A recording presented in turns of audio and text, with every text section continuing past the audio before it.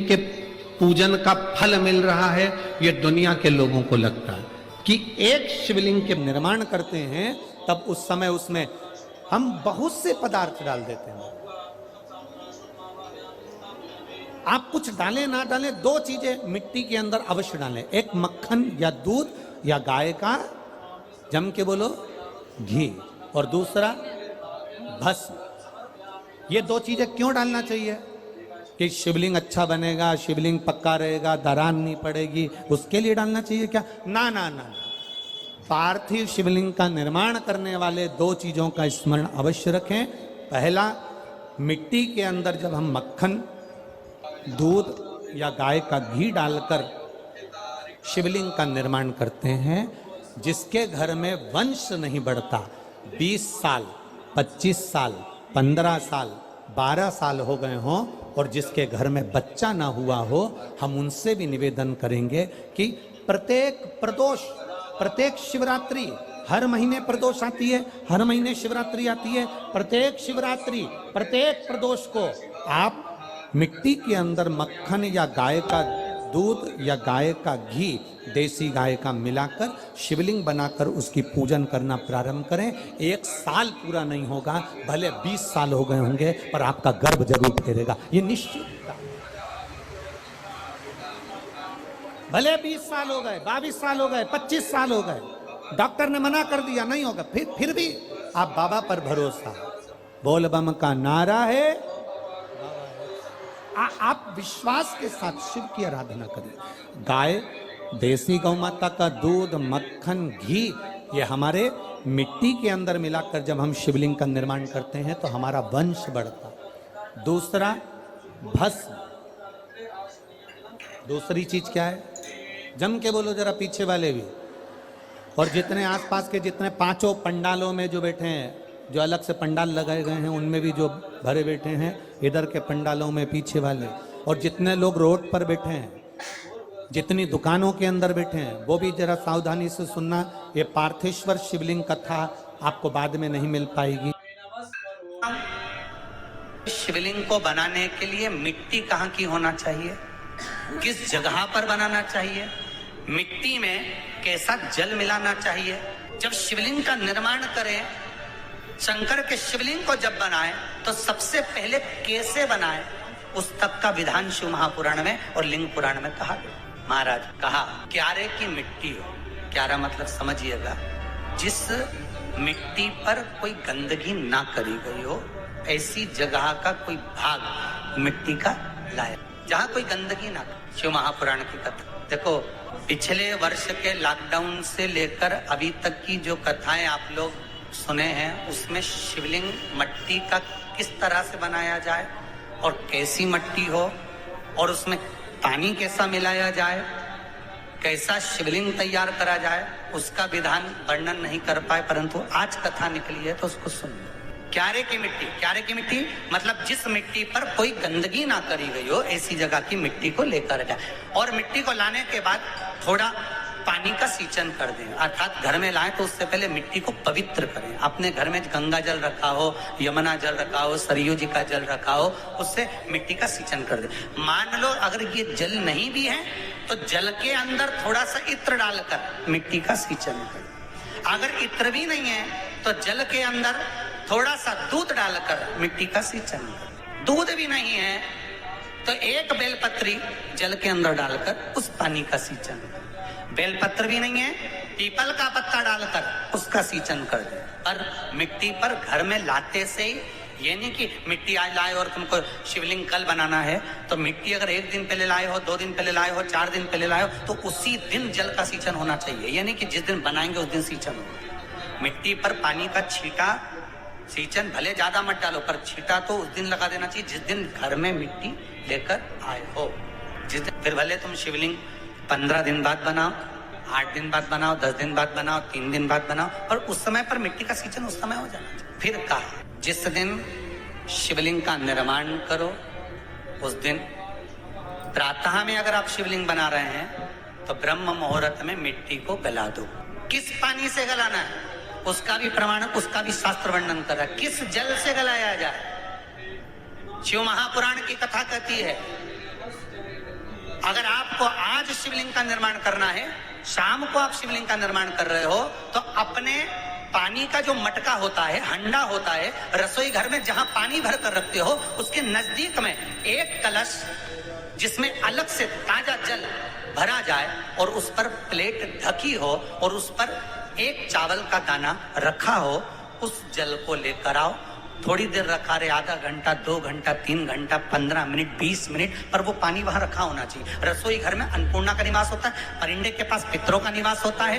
अन्नपूर्णा, पित्र सब रसोई घर के भीतर विराजमान होते हैं। शास्त्र कहता है 33 कोटि देवता एक समय के लिए, एक क्षण के लिए हमारे रसोई घर में प्रवेश करते हैं। इसलिए रसोई घर को तुम पूरे घर को स्वच्छ रखो ना रखो, पूरे घर को तुम साफ रखो ना रखो, पर रसोई घर एकदम क्लीन होना चाहिए, साफ होना चाहिए, स्वच्छ होना चाहिए। आज के जमाने में तो खैर गया, पर पहले जब मट्टी के चूल्हे होते थे, जब चूल्हा बंद होता था तो उसको गीला कर गोबर को या पानी में उसको गीला कर एक कपड़े को गीला कर पूरे चौके को, रसोई घर को पोंछा जाता था। मिट्टी का होता था वो, तो भी उसको पोता लगाते थे, पोंछते। तो पहला क्रम है पार्थिव शिवलिंग का निर्माण।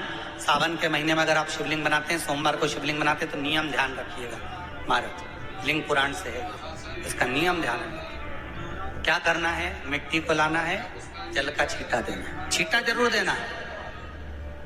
घर में लेकर आए और जल का छींटा होना जरूरी है। 2 दिन तक, 3 दिन तक मिट्टी रखी हुई है और उसके बाद अगर आपने पानी का छींटा नहीं दिया है और आपने डायरेक्ट मिट्टी को गला दिया और उसके बाद बनाया, तो उसका कोई प्रमाण नहीं। जल का छींटा अवश्य। फिर उसको रख दें। 15 दिन बाद बनाओ, 4 दिन बाद बनाओ, 3 दिन बाद बनाओ, 2 दिन बाद बनाओ। शिवलिंग जब बनाओ तब उस मिट्टी को, जो कलश आपने रसोई घर में रखा है, चावल का दाना रखकर प्लेट के ऊपर, अर्थात उस कलश का जल उस मिट्टी में थोड़ा सा डालिए। क्यों डाला जाता है उसका भी भाव वर्णन किया है। अब भविष्य पुराण, स्कंद पुराण और अग्नि पुराण, इन तीनों से ले लिया गया। वर्णन किया गया, जब उस कलश का जल हम डालते हैं तो उस कलश में पितरों का भाव आ जाता है, अन्नपूर्णा का भाव आ जाता है, घर में लक्ष्मी का भाव आ जाता है, संपदा का भाव आ जाता है। पूरे 24 घंटे के अंदर एक क्षण के लिए रसोई घर में 33 कोटि देवता आते हैं, तो वो देवता का सारा भाव उस कलश के अंदर आ जाता है। और वो जल जब हम उस मिट्टी में मिलाते हैं तो गंगा, यमुना, सरयू, सरस्वती, ये 33 कोटि देवता में, तो इन सब का आनंद उस जल में आ जाता है। और वो जल जब हम मिट्टी में मिलाते हैं तो मिट्टी पवित्र हो जाती है, स्वयं कैलाश अधिपति को स्वीकार करने के लायक हो जाती है, निर्मित करने के लायक। शिवलिंग का निर्माण। अब शिवलिंग का निर्माण कैसे करना? मिट्टी में गला दिया पानी में। सबसे पहले शिवलिंग बनाने से पहले पात्र जो होता है उसके नीचे एक बेलपत्र रखी जाती है। क्या रखना है? एक बेलपत्र। शंकर को झेलने के लिए कोई साधारण नहीं है पात्र जिसपे झेला जाए। स्वयं गंगा शिव की जटा में, और आप शंकर के शिवलिंग का निर्माण कर रहे हो, कोई साधारण नहीं हो सकता। स्वयं आप विदेश्वर संहिता के अंतर्गत पढ़े कि ब्रह्मा और विष्णु, ब्रह्मा ऊपर जा रहे हैं, भगवान विष्णु नीचे जा रहे हैं, तो पता नहीं कर पा रहे कि यहाँ चरण कहां पर और शीश कहां पर है, उसको जान ही नहीं।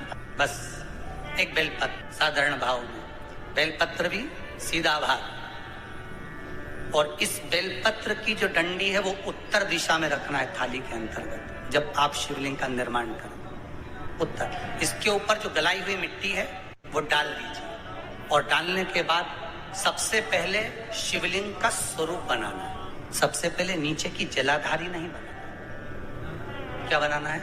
शिवलिंग का स्वरूप बनाना। बनाने के बाद उसी शिवलिंग के पास में और मिट्टी डाल लीजिए, फिर जलाधारी का निर्माण करें। फिर शिवलिंग जलाधारी निर्मित हो गई। शंकर जी का संपूर्ण परिवार शिवलिंग में रहता है, आपको पहले भी कहा। भगवान भूत अधिपति भूतेश्वर, भगवान शिव का संपूर्ण परिवार शिवलिंग में, पहले भी कथा में कहा, आज फिर आपको वर्णन कर देते हैं। जैसे ये जलाधारी है गोल, ये चरण है, ये शिवलिंग है। ये जो गोल भाग है जहां पर भगवान शंकर का शिवलिंग रखा है, ये पार्वती जी का हस्त कमल है। जहां से पानी नीचे गिर रहा है, इसके राइट भाग में श्री गणेश जी का स्थान, लेफ्ट भाग में श्री कार्तिकेय जी का स्थान। बीच में जो एक मोटी सी लाइन होती है जलाधारी में, वो पार्वती जी के सुंदर पुत्री अशोक सुंदरी का स्थान। शंकर जी के ऊपर जो तिकोनी रखी रहती है, उसके ऊपर से जो जल बूंद बूंद नीचे गिरता है, ये जो पानी बूंद बूंद नीचे गिरता है, या आप कलश से जल चढ़ाते हो या आप संगीत से जल चढ़ाते हो, तो ये जो पानी गिर रहा है, ये शंकर भगवान की 5 पुत्रियां, जया, विषहरा, शामरी बारी, दोतली और देव, ये शंकर जी की 5 बेटी। कार्तिकेय भी है, गणेश भी है, अशोक सुंदरी भी है, शंकर जी की 5 बेटियां भी हैं, शंकर भी है और पार्वती भी। अर्थात शिव जी के परिवार में आपको गणेश जी की पूजन अलग करने जाने की जरूरत नहीं पड़ेगी, शंकर के परिवार में पार्वती जी की पूजन अलग करने जाने की जरूरत नहीं पड़ेगी, कार्तिकेय की पूजन अलग जाकर करने की जरूरत नहीं है। शंकर का परिवार शंकर के शिवलिंग के साथ में उस जलाधारी में संपूर्ण परिवार शंकर का विराजमान है, संपूर्ण परिवार, कुछ भी नहीं, संपूर्ण और पूरा परिवार है महाराज। फिर वही बात आई, ध्यान दीजिएगा, जिस व्यक्ति को नींद ना आवे, रात्रि को सोते समय टेबलेट खाने की जरूरत नहीं, शंकर भगवान की 5 पुत्रियों का नाम लीजिए। जया, हाथ में जल लो, पलंग पर बैठो, जल हाथ में लिया, जया आचमन कर लो, विषहरा आचमन कर लो, शामली बारी आचमन कर लो, दौतली आचमन कर लो और देव आचमन कर लो। ये शंकर की जो 5 पुत्रियां हैं, ये ऐसी पुत्रियां हैं जो निंद्रा देवी को लेकर आती हैं और हमें विश्राम का आनंद सुख प्रदान करती, हमारे नैनों पर विराजमान रहती। हाँ, यदि विवाह नहीं हो रहा, शादी नहीं हो रही है, बहुत समय से लगन देख रहे हो, शादी नहीं हो रही, बहुत समय से परेशान हो गए कि विवाह ही नहीं हो रहा, हम तो टेंशन में पड़ गए, लड़की 28 साल 30 साल का लड़का हो गया, विवाह नहीं हो रहा, कुछ मत करो। अष्टमी तिथि आए तो अशोक सुंदरी वाली जो जगह है, वहां पर हल्दी की 7 बिंदियां लगा दो, लड़का लड़की का हाथ उस बिंदी पर रखवा दो, उसका नाम गोत्र बोलो, उसी हल्दी में उसके हाथ पीले करवा दो और पीपल के पेड़ पर उस हाथ के 5 छापे पड़वा दो, 3 महीने में विवाह पक्का हो जाता है महाराज। उसका इतना, अशोक सुंदरी के उस हल्दी का इतना प्रमाण, 3 माह के अंतर्गत विवाह नक्की होगा। इतना इतना प्रमाण है महाराज। भगवान शिव की आराधना का कोई साधारण निर्मित करा शिवलिंग। एक बार सब जितने भी टीवी पर बैठे हैं, सम्मुख में कथा सुन रहे हैं, फेसबुक यूट्यूब पर सुन रहे हैं, एक बार साथ में समझें वापिस निर्माण को, शिवलिंग के निर्माण को। मिट्टी लाए, स्वच्छ जगह की, जल का छींटा दिया, रखा। जब शिवलिंग बनाया तो 1 कलश पानी पहले से 2 घंटा, आधा घंटा, 15 मिनट, 20 मिनट पहले उसको रख दिया, उसी पानी से उसको गीला करा। गीला करने के बाद उसका निर्माण सबसे पहले बेलपत्री, बेलपत्री के ऊपर मिट्टी, मिट्टी के ऊपर रखकर शिवलिंग का निर्माण, फिर जलाधारी का निर्माण और शिवलिंग का निर्माण पूर्ण होने के बाद में फिर बाबा का सुंदर भाव से आप श्रृंगार करें, अभिषेक करें, पूजन करें। और एक बात याद रखना, पार्थिव शिवलिंग का अगर निर्माण करा है तो आपको वो पार्थिव शिवलिंग को रात्रि होने से पहले विसर्जन होना जरूरी है। हाँ, अगर कोई शिवरात्रि का दिन है तो फिर आप पूरी रात रख सकते हो, हरतालिका तीज का दिन है, पूरी रात रख सकते हो, बड़ी तीज है, छोटी तीज है, आप शिवलिंग बनाए हो तो आप पूरी रात रख सकते हो, विशेष कोई उत्सव है, श्रावण का महीना है, पूरी रात रख सकते हो। पर बाकी के समय अगर आप शिवलिंग का निर्माण करें तो उसको सूर्यास्त होने के पहले आप उसको नदी में, जल में, जलाशय में विसर्जन करें। और ध्यान दीजिएगा, विसर्जन करते समय जब आप विसर्जन करें, पानी में अपने पात्र को, शिवलिंग को जब छोड़ें, उस समय पर ध्यान दीजिएगा कि शिवलिंग की जो जल की धार है, जिसका उत्तर की ओर जो जल की धार होती है, विसर्जन करते समय वो जल की धार अर्थात वो उत्तर का भाग हमारी ओर होना चाहिए और थाली इस तरह से पकड़ें कि वो भाग हमको जब डालें तो वो भाग हमको दिखे, थोड़ा सा नजर आए पानी में डालते समय। और जब वो थोड़ा भाग दिखता रहे, और जिसलिए आपने शिवलिंग बनाया, जिस कामना से आपने शिवलिंग बनाया है, वो कामना उस भाग को पानी में देखते देखते बोल दीजिए, वो कामना पूर्ण हो जाती है। इसको कहते हैं पार्थिव शिवलिंग का निर्माण करना और उसकी आराधना करना।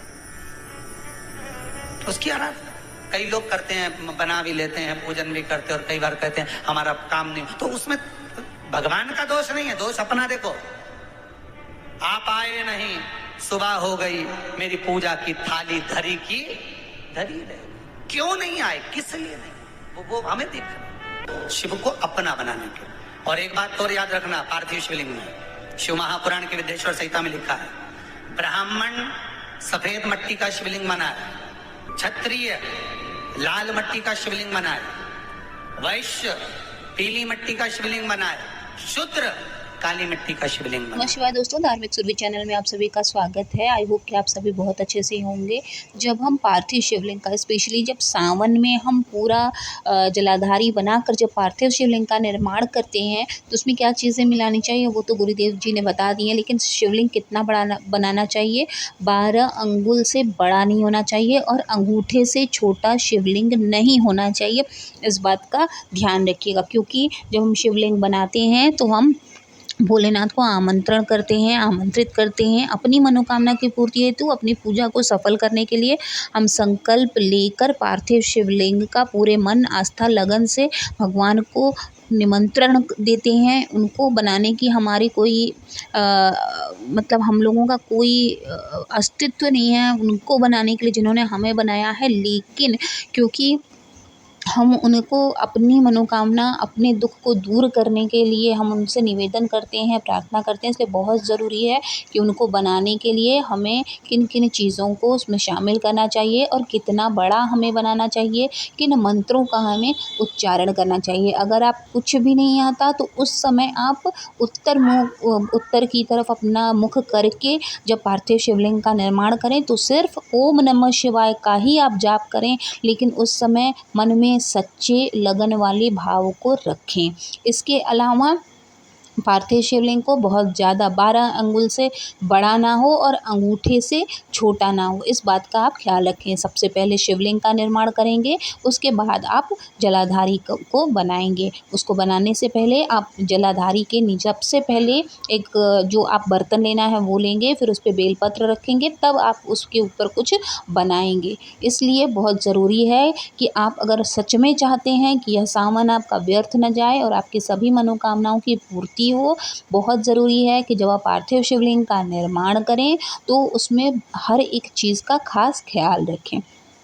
तो आई होप कि आपके लिए वीडियो बहुत यूज़फुल रही होगी। वीडियो अगर आपको अच्छी लगे तो प्लीज़ चैनल को सब्सक्राइब कीजिएगा, साथ ही वीडियो को लाइक और शेयर करना ना भूलें, ताकि हम आपके लिए सावन में जब भी आप शिवलिंग का निर्माण करें हम आपके लिए और भी जानकारी लेकर आते रहें, ताकि हम सभी के दुख दूर हों, हमारी सभी की हितकारी मनोकामनाएँ हैं वो ज़रूर पूरी हों। मिलेंगे नेक्स्ट वीडियो में, तब तक महादेव की कृपा आप सभी पर बनी रहे। ओम नमः शिवाय, जय माता दी।